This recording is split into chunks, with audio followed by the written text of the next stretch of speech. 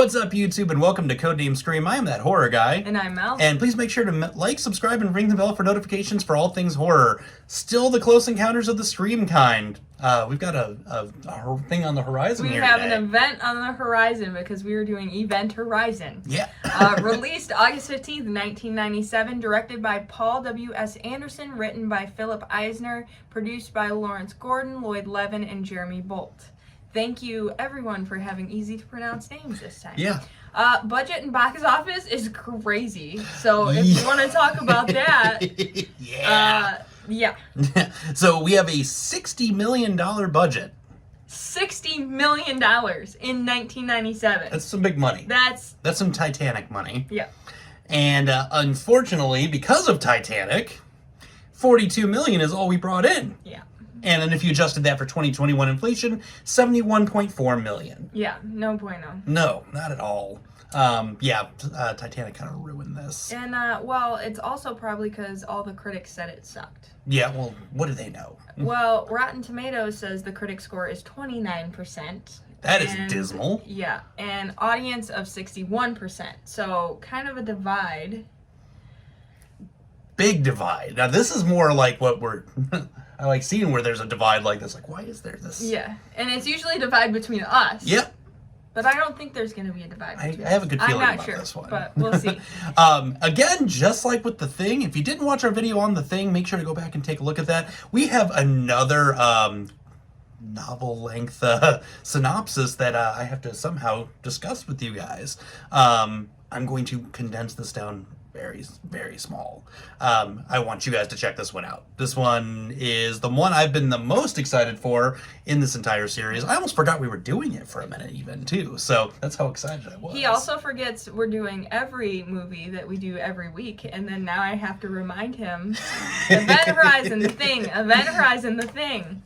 Yeah, we've been super busy in both camps lately, and just, I'm losing my mind a little bit. But I'm going to provide a link in the description below for you to check out Event Horizon.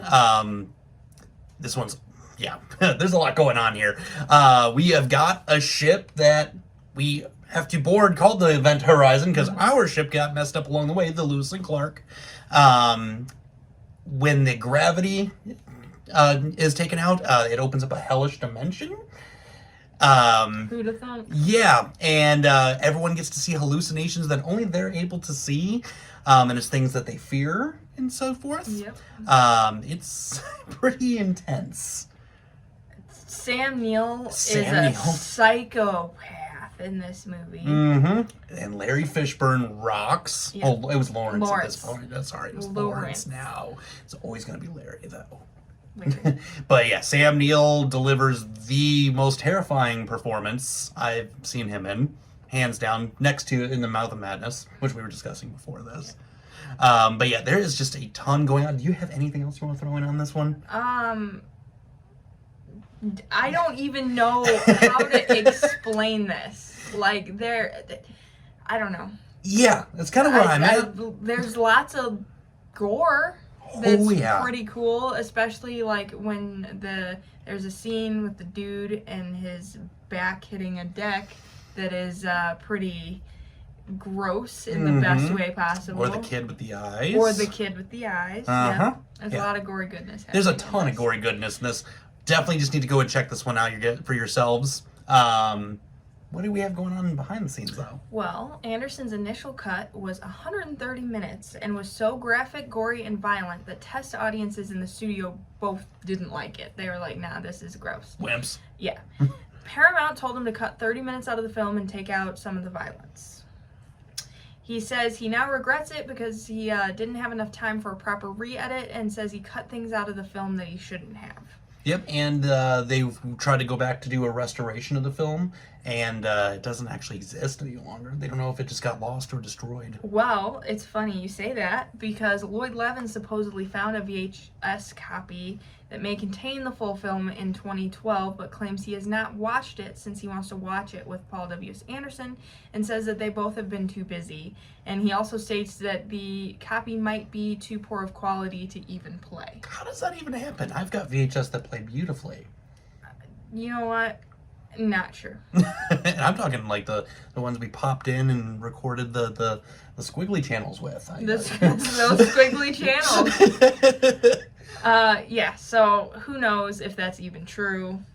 It could be in 2012 they were hurting for funds and needed some people to watch Event Horizon again, but I don't know. I'd be interested to see that, because there are things you can go thinking about that now. There's certain things, just little things that don't make sense in the movie, and so it's probably was cut out. Right.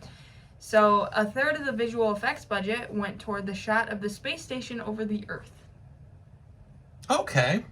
So if we think about what a third of $60 million is, yeah, that's $20 million that it cost to get that one shot. But it's actually, it probably wasn't that much because it was the visual effects budget. But a majority of this film was the visual effects budget. So it was probably a good several $1 million that cost them. For one shot. It's kind of like what movie? Oh, They Live. Remember the train shot? They missed it the first time and spent a butt ton of money getting that again. The spacesuits worn by the actors weighed 65 pounds. Ooh. They were too heavy to stand for long periods of time in and could cause back injury because, duh, you have 65 pounds on you. That's like a preteen hanging from your back.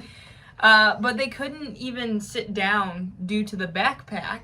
So, in between takes, the set designers built like these poles that they could like hang and rest on in between takes because these things were so heavy and they couldn't sit down. Oh my goodness.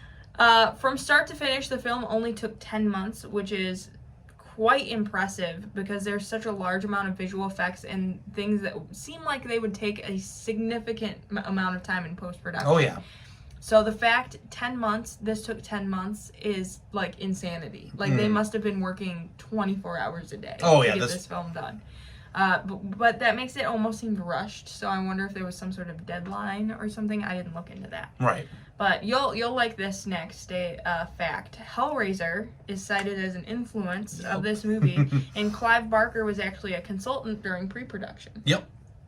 Oh yeah. We'll talk about Hellraiser one of these days, and that's going to be an interesting conversation between you and I. Oh, yeah. I'm ready for it. The Event Horizon was modeled after Notre Dame Cathedral. I can see it.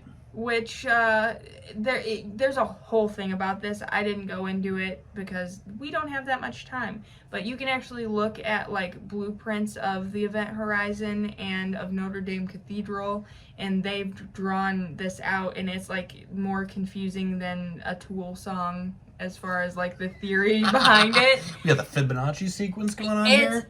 Bro, like, they're like, the hallway is similar to this part of the church, and it's like, okay. Wow. They hired someone, they hired that guy, and that's where their $60 million budget went. Right.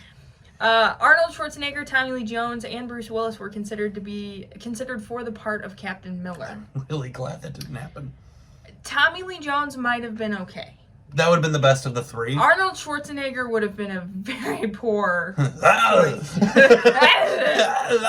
on the Event Horizon. Get to the Event Horizon. Get to the Event Horizon now. And Bruce Willis would have just looked brooding for the entire film. Yippee-ki-yay, Event Horizon, motherfucker. Yeah, that wouldn't have been a good idea. No. And the funniest part of this, which is almost as funny as the music in The Thing. Oh, that's a hoot. The working title of this film was The Stars, My Destination. Oh, that's so lighthearted for this. It sounds like this is what it sounds like. It sounds like a children's book written in English by someone whose English is their second language. With a soundtrack written by James Blunt. The Stars, My Destination. Yeah, that was rough. But what do you think of this movie? So the thing I love about this movie is the fact that I remember when this movie was coming out vividly, because it was marketed as a sci-fi film, and strictly as a sci-fi film, and that's how I got to go see it. And lo and behold, it's not. I don't remember when this movie came out because I was 5, so. Yeah, I was a little older. But no, I love this movie so much. it's just genuinely scary. Yeah. And out of everything we've watched this year to this point, aside from when I did The Strangers for my recap in the beginning of the year, this is one of the ones that actually scared me. And it's for good reason. Yeah. Mm-hmm. The whole hallucinations that only you can see thing just really just kind of stuck with me. And it's like bringing the things you fear the most. It's very Hellraiser. Very Hellraiser. Very as above, so below. Yep. I feel like they may have even kind of gotten a little bit from that too. Mm-hmm. And I think that's what really got with me the most of it. It's just I would hate to see the things that scare me the most. Yeah. Brought to light like that, and then just in this gory, brilliant. The gore. I mean, I am a gore hound. We know this already. I bring this up a lot, and the gore is just so good. It's so good. So good. The visual effects in this movie are bar none, and especially 97.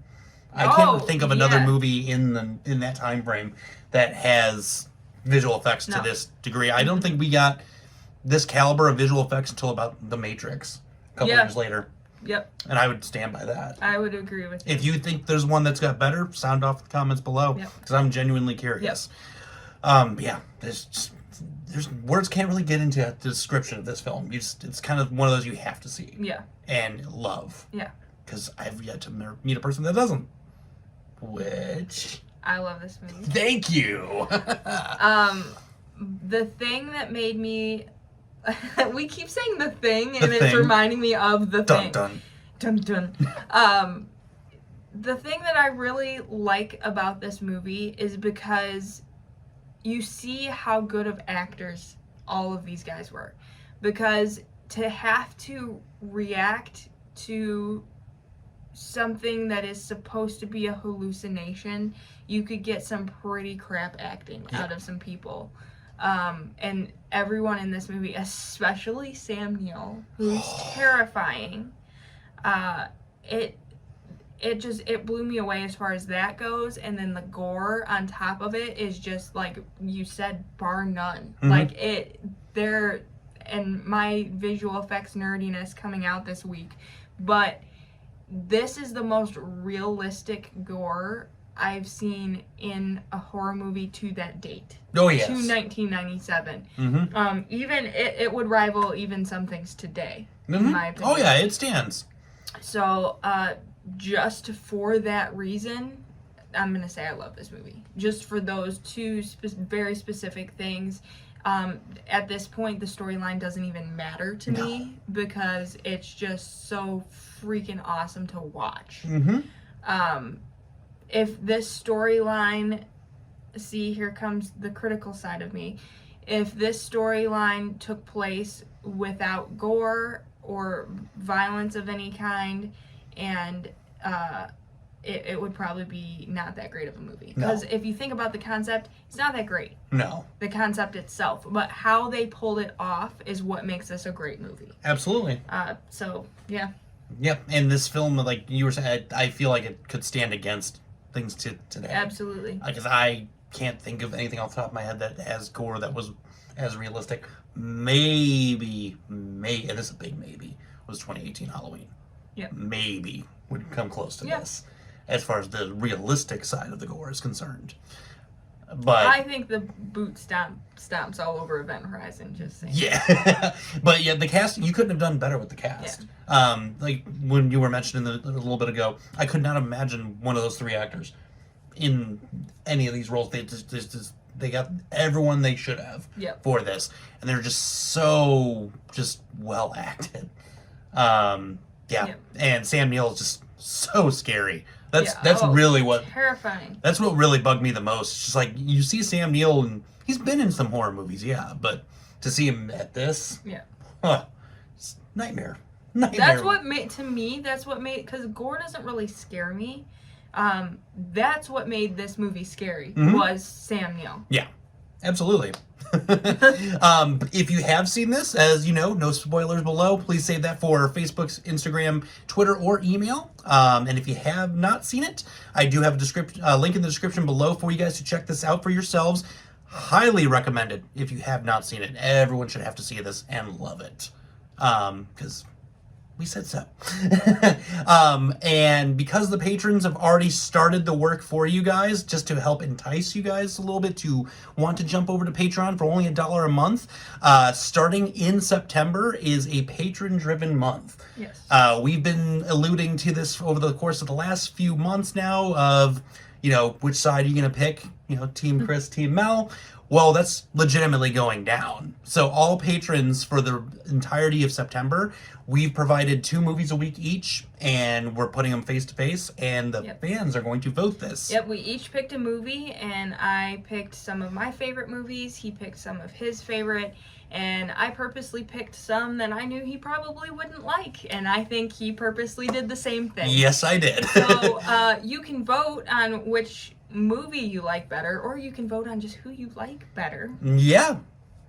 You have the power to decide whatever. So on Patreon, we're going to throw those up there, the polls up on Sunday, and we're going to take them down, Tuesdays? Yep. So you have a little over 48 hours to decide the fate of whether we like you on Patreon still. Yeah, and and you get to decide what everyone else here is going to watch as well. So all the more reason to join us for only $1 a month, patreon.com/codenamescream. So with that being said, scary later, YouTube.